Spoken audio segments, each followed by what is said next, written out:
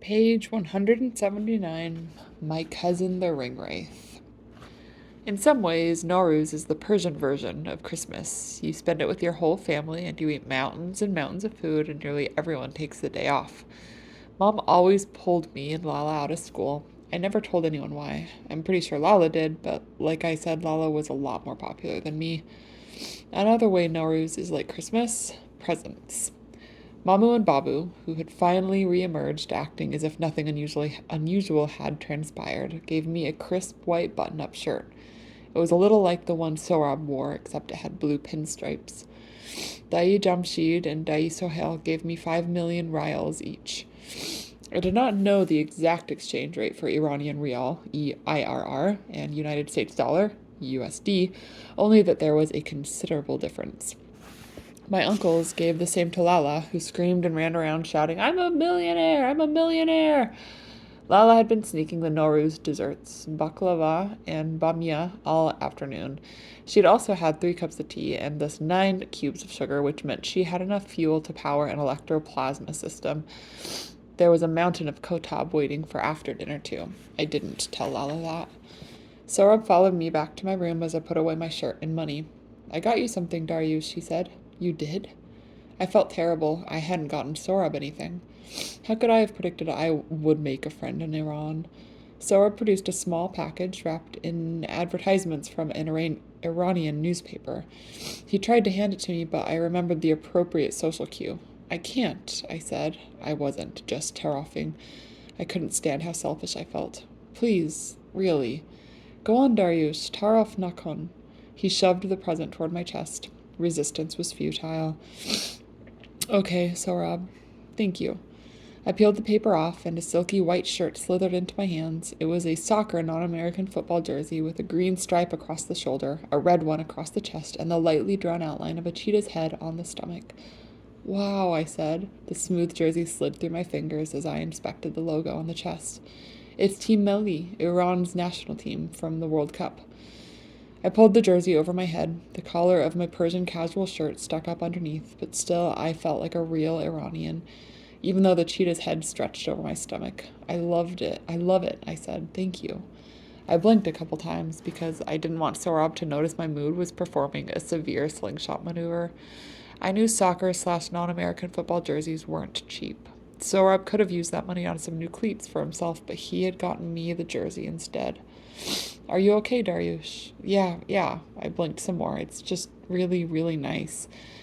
It made me feel like I belonged. "I didn't get you anything. I'm sorry, Sohrab." Sohrab squinted at me. "Don't be. I wanted to surprise you." Sohrab's mom appeared in the doorway behind her son, camera in hand. I used the distraction to wipe at my eyes and sniff a bit. "Sohrab, you gave him the shirt." "Bala, maman." "I love it. Thank you, Kanum Razai." It was all Sohrab. "It's perfect." I glanced over at him. Sohrab's mom held up the camera. Sohrab threw his arm over my shoulder and smiled into his mom's telescoping lens. "Yeah, dek, sir." I tried to smile, but I probably just looked surprised or constipated. No one ever threw their arm over my shoulder the way Sohrab did. Like it was perfectly fine to do that sort of thing to another guy. Like that was a thing friends did to each other. Sohrab had no walls inside. I loved that about him. Kanum Rezai snapped a photo and checked it. She leaned her head way back and looked over the top of her glasses. "It's good." "Thank you," I said again. "So much." "Sohrab knew you would like it." She squinted at me and slipped out into the hallway. Sohrab was still leaning against me, patting my shoulder. "This is the nicest gift anyone has ever given me." Sohrab squeezed my shoulder again and rubbed the back of my head. "I'm glad you like it, Darius." We ate at sunset. Our family did not have to fast, but Mommy wanted to make sure Sohrab and his mom were not left out. Mavash Rezai, that's what Mom called her, Mavash Kanum, was so complimentary about everything. I thought Mamu was going to throw the rice server at her to get her to stop talking. There weren't enough tables and chairs for all the Baramis plus 2 Rezais gathered, so we stood around holding our plates and eating one-handed as best we could. Lala ignored all the stews and rice and went straight for the bowl of cucumbers, which she ate whole like candy bars. "Darius Jan," Dai Jamshid said, "you don't like khyar?" Not really. I didn't understand the point and purpose of cucumbers. The taste wasn't bad, but they had this weird slimy texture that I couldn't get over. "You're not very Persian," he said. "Not like Lala." I looked down at my Team Medley jersey, which I still had on over my button-up. This was the most Persian I had ever been in my entire life, and it still wasn't enough. You are more like your dad. He doesn't like them either, he said. And then he grabbed a cucumber for himself and wandered off. Dad was in the kitchen, funneling dishes into the dishwasher as fast as they came. I rinsed off my plate and then started helping with the rest, piled up in the sink. Good dinner? Yeah. You don't have to help, I got it. I don't mind, I said. Mamu said how much you help with the dishes. She said, you're sweet. Dad almost blushed at that. Almost. She told your mom I was going to spoil her. She said men in Iran don't do dishes. Oh. I'm glad to do it, though. Your grandmother has enough on her plate. He angled another dish into the dishwasher and chuckled, proverbially speaking. Yeah. What do you think of your uncles? I don't know. Dai Jamshid told me I wasn't Persian because I don't like cucumbers. I handed Dad the last plate and started gathering the forks and spoons, and Dai Sohail called me fat. Dad nearly dropped the plate. He what? Well, not really. He just patted me on my stomach, but that was the implication. I think he was just being affectionate, Darius. Stephen Kellner always gave everyone the benefit of the doubt. Everyone except me. There you are, Mom said. She closed the door behind her and took the silverware from me. You two get out there. I'll take care of it. But Dad said, I don't mind, love. He glanced at the door. Spend time with your brothers. For a moment, I wondered if Dad was trying to avoid the living room, if he was avoiding the critical mass of Baramis by taking shelter in the kitchen. But that was impossible. Stephen Kellner never avoided anything. Let me, Mom said. She hip-checked Dad out of the way with a smirk, but then she stood on her toes to kiss him on the temple. Go on. Okay, come on, Darius. He hooked his arm around my shoulder and led me back into the living room. After dinner, Dai Jamshid's kids pushed all the furniture in the living room walls against the walls, leaving the large red and green carpet in the center of the room for us to dance on. Dai Jamshid had 4 kids, his sons Zal and Baram, and his daughters Vida and Nazgul. First off, my cousin Nazgul got her name from the Farsi word for flower. She was not a ringwraith, a Nazgul, and I was pretty sure she had never read The Lord of the Rings, so it wasn't like I could joke about it with her. Second, Dai Jamshid must have been part Ubermensch himself. The decision to name his son Baram Barami must have sprung from the same well of Teutonic nihilism that led Stephen Kellner to choose Grover as my middle name. What kind of name is Darius Grover Kellner? It was like I was destined to be a target. Here's the thing. All Iranian songs have the exact same drum beat. Maybe only true non-fractional cucumber-loving Persians can tell them apart. At first, only the ladies danced. They formed a circle, swaying their hips and flipping their wrists and taking tiny steps in intricate patterns on the floor.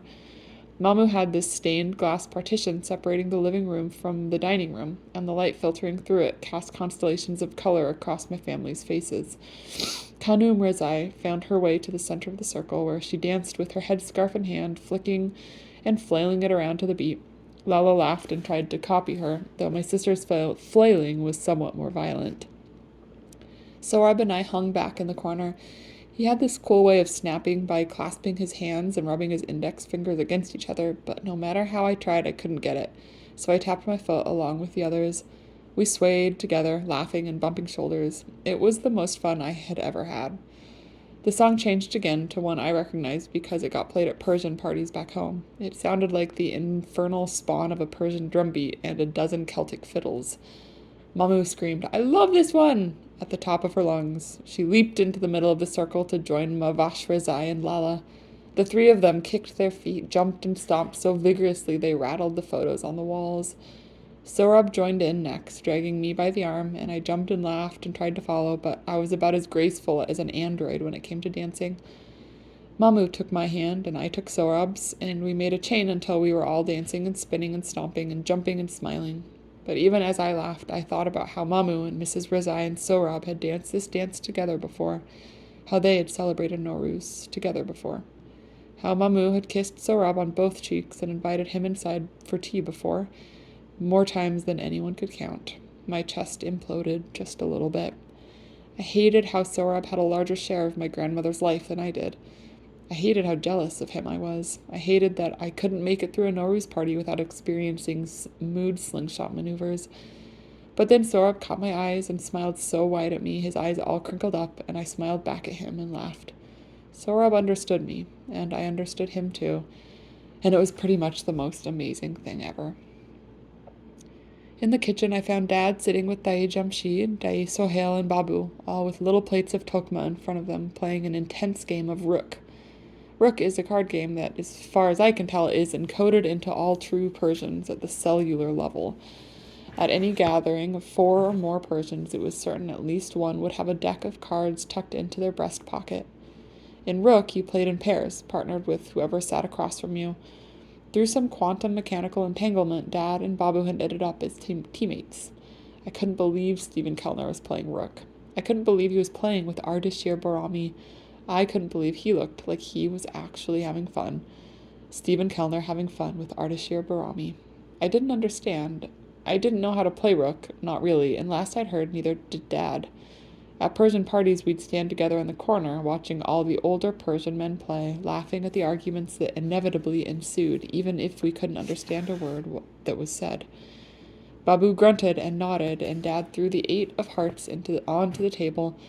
While Dai Jamshid played, Dad looked up at me and smiled. Smiled. Like he was right at home. I didn't know how he did it, how he adapted himself to get along with all the Barami men like a chameleon. He really was the Ubermensch. The kitchen was too hot, the breeze had died when the sun went down, and now the stuffy air hung still in the kitchen windows. The kettle belched steam, relentless as Smaug the Golden. I grabbed a kotab when Dad wasn't looking and skirted past the table, out the door to the backyard. Page 189, Main Sequence. Something smelled sweet. Jasmine blossoms. I'd never smelled fresh jasmine before. It was intense, but soft as a fleece blanket. I liked jasmine in Rose City's dragon pearl jasmine, but that paled next to the scent of the fresh flowers. Mamu and Babu had planted the tiny white blooms along the perimeter of their yard in little wooden boxes painted a soft blue. I slid down against one of the planters and breathed in. My chest felt heavy, like someone had dropped a planet on me. Inside, my family sat around, playing Rook and talking so I couldn't understand them. Dancing dances they had danced with each other for years, sharing jokes and stories I would never be a part of, eating khiar and drinking doogh like true Persians. Even Dad had found a way to fit in. I didn't belong. Darius? It was Sohrab. What is the matter? I wiped my eyes and studied my feet. Sohrab slid down the wall next to me and pulled his knees against his chest. Nothing. There was no squint in Sohrab's eyes. I hadn't noticed how big they were before. Why are you crying? I'm not, I said, except my throat had clamped and I sounded like a frog. Sohrab leaned closer and bumped shoulders with me. Did someone say something to you? I shook my head and kept silent. Sohrab reached above us and plucked a jasmine flower out of the nearest shrub. He twirled the tiny blossom back and forth and waited for me to talk. It's just hard, I said. Everyone knows everyone, and everyone speaks Farsi, and everyone knows the dances, and I... Don't you remember Simin Khanum? Sohrab said. She loves to have you here. It's not the same, though. Dai Sohail thinks I'm fat, and Dai Jamshid says I'm not Persian, but they like my dad. He's in there playing Rook. I hiccuped. Everyone is disappointed in me. Darius, Sohrab bumped my shoulder again. No one wants me here. Everyone wants you here. We have a saying in Farsi. It translates, your place was empty. We say it when we miss somebody. I sniffed. Your place was empty before, but this is your family. You belong here. I rubbed my eyes with the heels of my hands. It was nice to imagine, even if I didn't believe him. Thanks, Sohrab. When I had finally finished excreting stress hormones, I said, Don't tell Babu, or my dad. What? That I was, Oh. He chewed the inside of his cheek. You don't talk to your dad? Not really. Why? How was I supposed to explain the vast gulf between Stephen Kellner, Teutonic Ubermensch, and me, a D-bag? I sighed, bumping against Sohrab's side. We had sagged closer together while I calmed down. It's just everything I do, he's unhappy with me. How I cut my hair, what I eat, the backpack I take to school, my job, everything. He's always disappointed in me. He's always trying to change me, to make me do things the way he would do them, and make me act like he would act. Darius, you know what he told me? He told me people wouldn't pick on me so much if I was more normal. What does that even mean? I don't know. Sora bumped me again. You get picked on at school? Yeah, some of the guys tease me a lot. Sorry. It wouldn't be so bad if Dad would just say that they're wrong about me, that they're wrong to do that, but he acts like it's my fault. Like if I could make myself into a soulless minion of orthodoxy, they would leave me alone. And it's not just school, it's everything. It's every mood I have. It's like Dad's convinced I'm gonna. To what? I swallowed. Darius? So I'm depressed. I mean, I have depression clinically. Did something bad happen to make you sad? Some people meant it judgmentally when they asked, but not Sorab. He said it like I was a puzzle one he was enjoying putting together, even if the pieces didn't quite make sense. No, I'm just messed up. My brain makes the wrong chemicals. My ears burned. Nothing bad has ever happened to me. I felt terrible saying it out loud. Dr. Howell and Dad, too, always told me not to be ashamed, but it was hard not to be. How long have you had it? I don't know, a while, I said. It's genetic. Dad has it, too. But you don't talk to him about it when you are sad, like now? No. Sorab chewed on his bottom lip. Sometimes, I said, it feels like he doesn't really love me. Not really. Why? I told Sorab about telling stories. I told him about soccer and about Boy Scouts. I told him about all the steps Dad and I had taken away from each other and how we never really went back. Sorab was a good listener. He never played devil's advocate or told me what I was feeling was wrong, the way Stephen Kellner did. He nodded to let me know he understood and laughed if I said something funny, but eventually even the topic of Stephen Kellner ran its course. I played with the hem of my Team Melly jersey, twisting it around and around my index fingers. What about you? Me? You never talk about your dad, and he's not here, is he?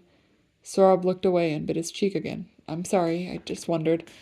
No, he looked up at me. It's okay. Most people already know, and you are my friend. Sorab pulled down another jasmine blossom to play with. My father is in jail. Oh, I'd never known anyone who knew someone in jail. What happened? You saw in the news about the protests years ago when there were elections? I think so. I would have to ask Mom to be sure.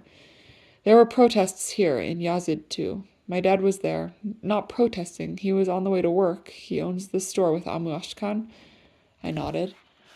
The police came. They were dressed like protesters too. Plain clothes? Yeah. He was arrested with the protesters. He's been there since then. What? Why? He is Baha'i. It's not so good if you're arrested and you're Baha'i, you know. I shook my head. But Mamu and Babu aren't Muslim. They don't get much trouble. But it's different for Zoroastrians. The government doesn't like Baha'is. Oh, I never knew that. I felt even more ashamed. Sorab had been pretty much fatherless for years, but here I was complaining about Stephen Kellner, who, while imperfect, was certainly less terrifying than the Iranian government. I'm really sorry, Sorab. I bumped my shoulder against his, and he let out a sigh and relaxed a little. It's okay, Darius.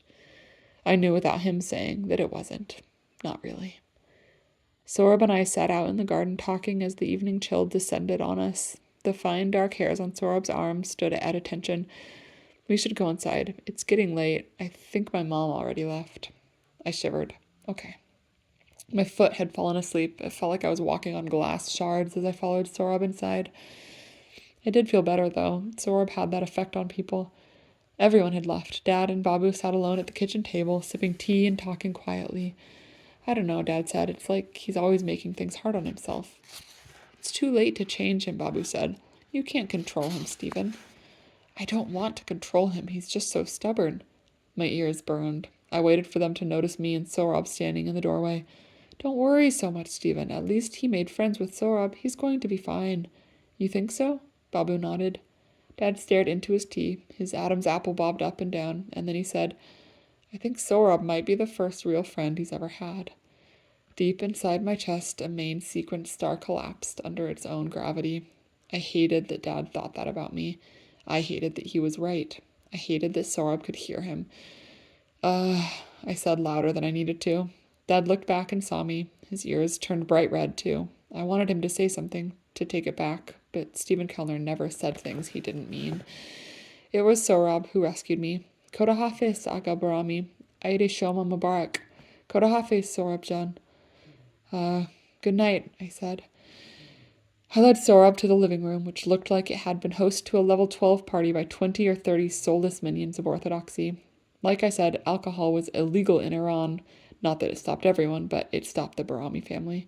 So there were no empty bottles or red solo cups to pick up, but there were dirty plates and teacups and piles of split tokma shells and several white powdered sugar handprints on the walls. There could only be one culprit for those. They were at perfect Lala height. At the door, Sorab kicked off the pair of Babu's garden slippers he had worn outside.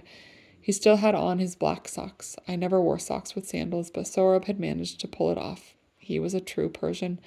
Thanks, I said. Darius, you remember what I told you? Your place was empty? Yeah, your place was empty for me too, he said. I never had a friend either. I almost smiled. Almost. See you tomorrow? Yeah, if you like. I think so.